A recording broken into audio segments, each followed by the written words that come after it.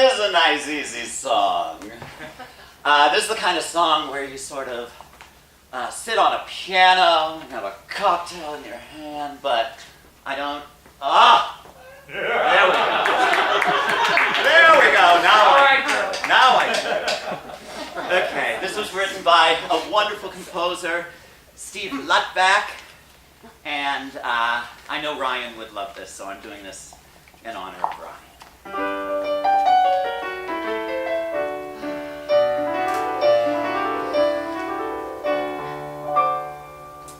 I was at a dinner party just a couple of weeks ago.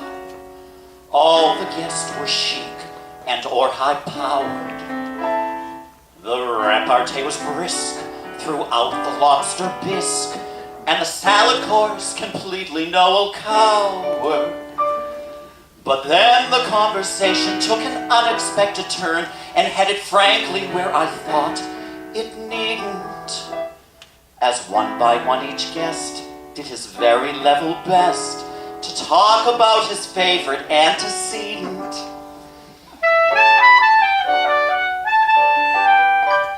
As their relatives had been where mine had never been, this was a topic to which I could find no entry.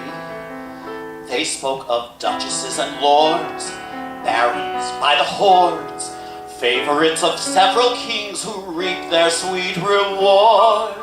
Several from the Mayflower, several who'd owned fjords. And we hadn't even hit the 18th century.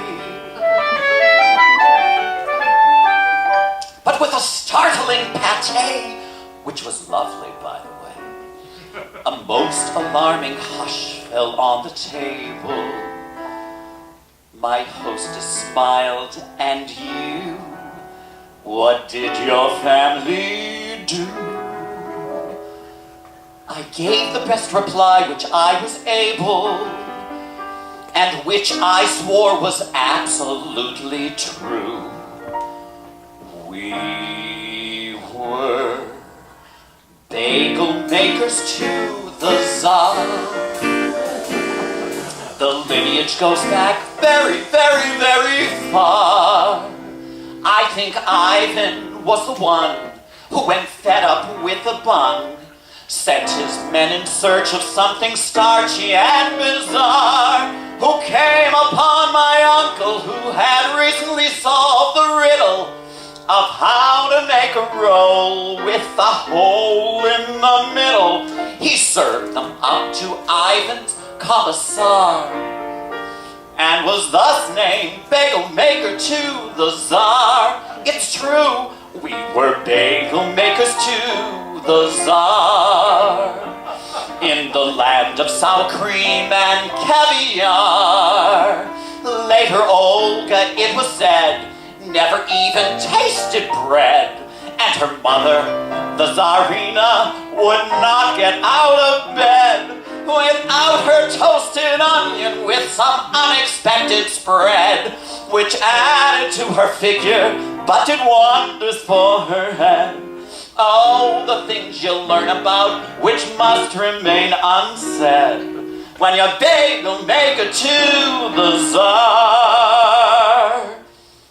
I realized in a flash that since I've begun to speak, all earlier camaraderie was gone. Their every jaw was slack. They were taken so aback. I really had no choice but to go on.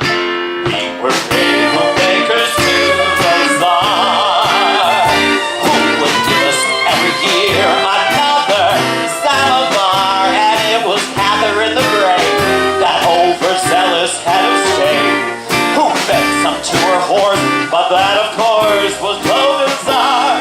And Anastasia could never get her fill. See, there are those who say that yet today she's snacking on them still, but that is taking things a little bit too far. For even bagel makers to the Tsar, before the hammer and the sickle, we were there.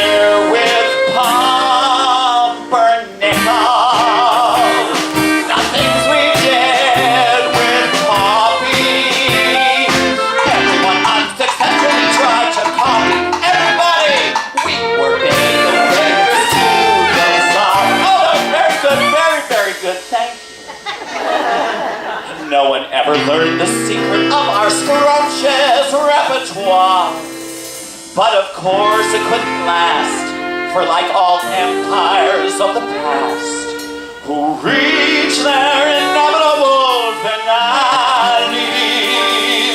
For when the revolution came, we very slightly changed our name. Traveled north and made a fortune in Bialy.